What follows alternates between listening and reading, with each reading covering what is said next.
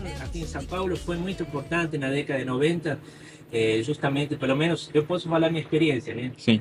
Porque nessa época o vinil, vamos dizer assim, era uma coisa que estava lutando com o CD, né? A tecnologia do CD estava chegando, né? E quis, vamos dizer assim, barrar, né? Mas Uhum. não conseguiu. Hoje em dia tem muita gente nesse ramo, então eu não sou a pessoa, vamos dizer, mais certa para falar quem são, né, hoje em dia os ases, os gurus do Uhum. vinil, mas tem muita gente. Esse é o lugar indicado. A galeria de Sabarão é Uhum. a galeria certa para vocês se informarem sobre o mundo do vinil, que é um mundo muito apaixonante.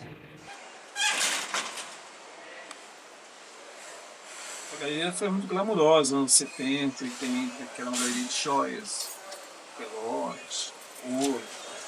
Então ela teve sempre um glamour. Teve uma queda justamente porque muita gente saiu, foi para prédio, foi para outras regiões, ela ficou um pouco vagando, vamos dizer assim. Só que a vinda do vinil para cá, nos últimos 20 anos, que foram as primeiras lojas que apareceu aqui, ela cresceu, ela foi crescendo. E hoje, se você perceber, ela está num ápice bacana, assim. Aqui na grande maioria eram salões de cabeleireiro e óticas, por incrível que pareça. Aí começaram a vir para cá, tem um outro lojista que vocês não falaram, você tem que falar, que é o Carlinhos, da Disco 7. Ele foi um dos percursores, um dos primeiros lojistas a trazer uma loja de vinil para cá. E daí foi aos poucos, foram vindo e hoje nós estamos aqui hoje com certeza com mais de 30 lojas de discos de vinil. A grande sacada é assim, começou com 3, 4 lojas, eu sou uma delas, e virou um point porque essas lojas que estavam aqui, essas 4 lojas, eram bem famosas, populares. Então isso atrai bastante. Sim. E assim, com o volume de pessoas frequentando, e o burburinho sai. Ó, lá tá legal, ó, aqui tá legal, lá tá legal, lá tá legal.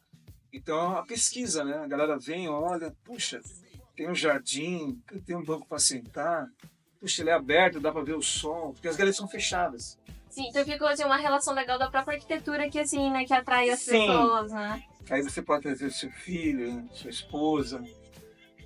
Então tem um atrativo. Então ela foi vindo. E a galera também é perceptível, ou seja, elas sacaram que lá é o novo ideal para a loja.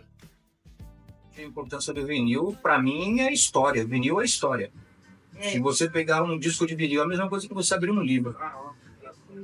É a mesma coisa que você abrir um livro, porque aqui, cada disco tem sua época, cada disco tem a sua história individual. E sem contar que o comércio aqui, hoje em dia, principalmente nessa região, na Galeria na Pabarão, é muito, muito forte, justamente por conta do disco de vinil. O vinil, na verdade, eu até pensando assim agora, uma coisa que na minha cabeça, o vinil para mim é uma fotografia com indústria dentro. Porque se você for parar para pensar, retrata uma época, um tempo, a forma de se vestir, a forma de se comportar.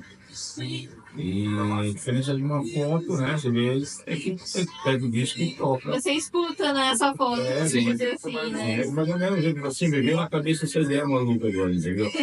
Porque se você for parar para pegar as capas dos anos 70, tem um estilo, 75 tem outro, 80 tem outro, 90 já muda. Independente de gênero musical, existe uma influência muito forte nas tribos, assim, no modo geral, o modo de se vestir, o modo de se comportar, né? Sim.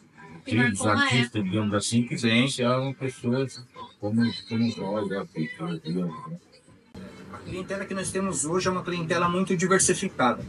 Mas, inicialmente, quando nós tivemos loja no começo dos anos 80, 86, 87 foi quando nós abrimos a loja pela primeira vez.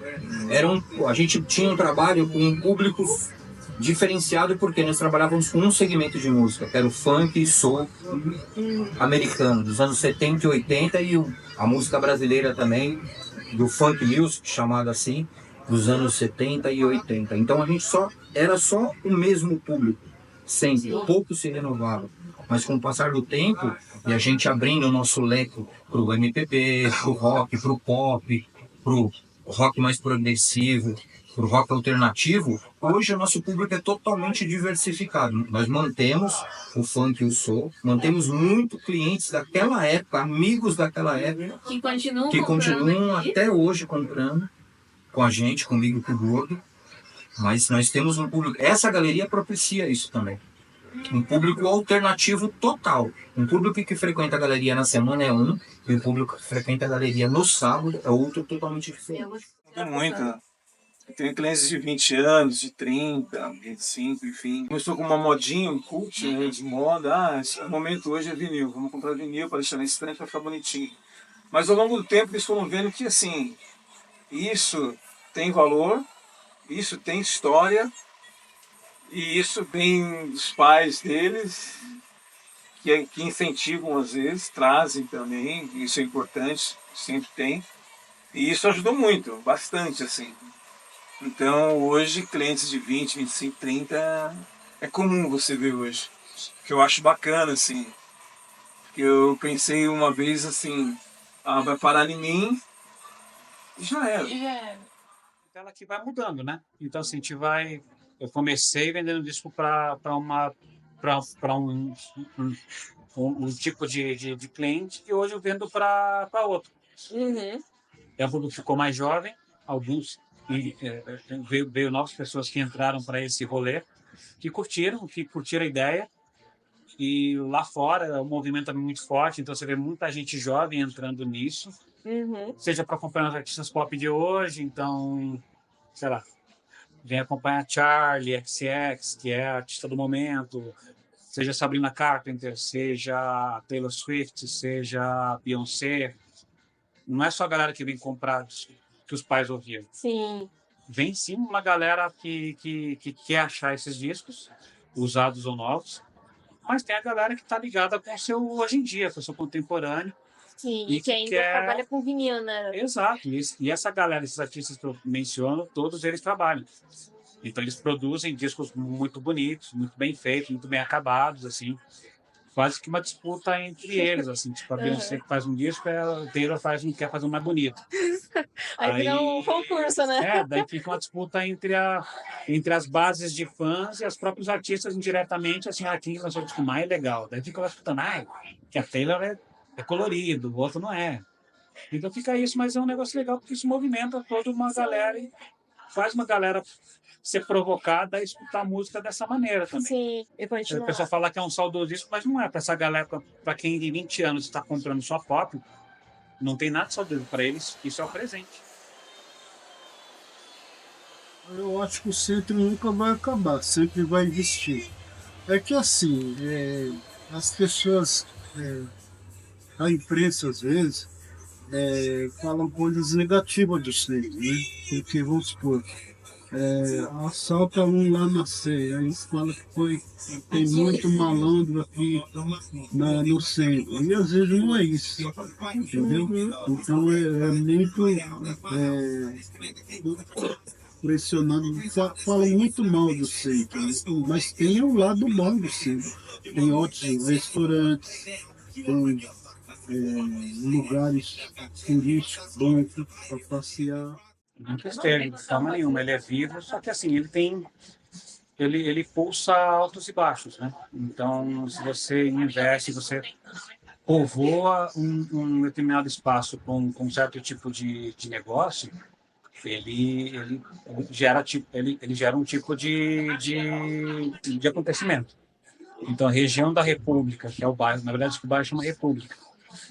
No último censo sobre São Paulo, sobre mapeamento de São Paulo, é a região que mais concentra polos culturais, coisas culturais, assim, casas culturais. Sim. Então, assim, pela quantidade per capita, quando você tem a Biblioteca Mário de Andrade, que é a biblioteca de referência em São Paulo, você tem o Teatro Municipal aqui do lado, você tem o Copan, que é um edifício muito procurado, você tem Piccolo Itália, o Edifício Itália, você tem uma série de referências muito fortes de São Paulo concentradas em poucos quarteirões.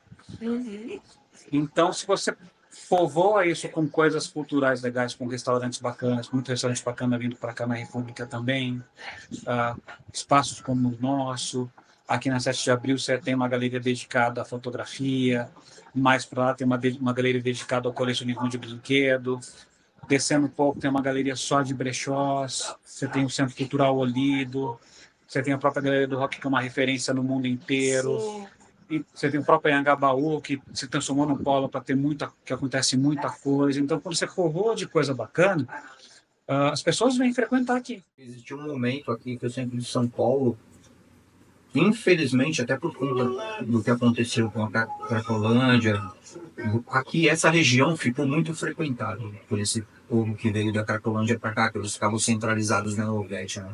E muita gente foi assaltada nessa região, passou muitas reportagens sobre pessoas sendo assaltadas aqui na Barão. Isso afastou muito o público aqui da galera. Deixando de vir na loja por conta disso. Deixaram de vir Que aqui. medo mesmo. Sim, falavam pra gente, falaram, não tô indo aí, não é possível. Eu tenho um cliente que foi meu cliente do João Paulo, chamado Miranda, que ele tem uma banca de fruta lá no Campo Limpo. Eu moro na região sul de São Paulo, no Campo Limpo, e às quintas-feiras tem uma feira e ele é dono dessa banca lá de frutas. Assim, eu me encontrei com ele casualmente e falei, Miranda, você sumiu? Ele falou, meu, não dá pra ir mais no centro.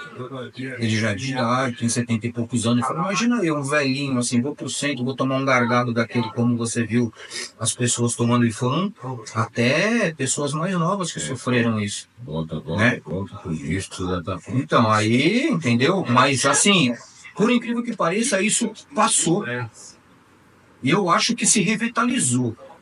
Sério mesmo, se revitalizou, o policiamento aqui está mais ostensivo, você anda na 7 de Abril, você anda na Barão, na Marconi, na Conselheiro, na Xavier, polícia em toda a esquina. Hoje em dia o centro da cidade traz muito crédito pra gente, moradores do centro, moradores. Sim. Dessa região aqui, Nova Biju, Santa Cecília, assim, uma consolação. Antigamente era muito diferente. Tanto é que tinha loja de rua que havia na cidade por conta dos trabalhos, né? Pessoas vinham aqui trabalhar, então. E aí elas pegavam na rua. E hoje o centro da cidade nos traz muitos moradores, que compram isso. O que aconteceu com o nosso pedacinho aqui, esses quarteirões, aquela lei que inventaram de poder ter anúncio luminoso, que dava aquele, como é que falava? Aquele neon, como é que fala?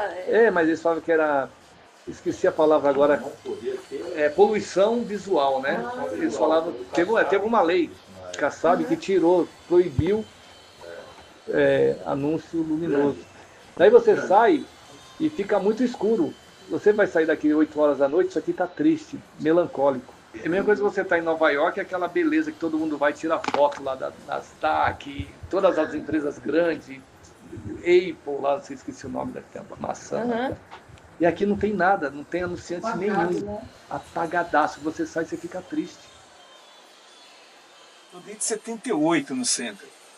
Comecei a trabalhar como office boy aqui no centro com 15 anos. Então, de 78 até agora, é assim, você vê mudanças para pior, óbvio, mas assim, é quase que fosse uma utopia para mim. Porque eu venho e eu vejo o que eu sempre vi. Uhum. Então, tem assalto? Tem. Tem problema com pessoas na rua? Tem. Como todos os centros urbanos de grandes cidades, tem. É que a visão minha é um pouquinho diferente. Porque eu estou desde 78 aqui. Sim. Então eu vi muita coisa acontecendo. Mas eu vejo ainda bom o centro. Apesar de degradado, muito degradado, mas eu vejo o centro com uma boa oportunidade de trabalho e de várias situações assim. E como a gente sempre fala, tudo acontece no centro.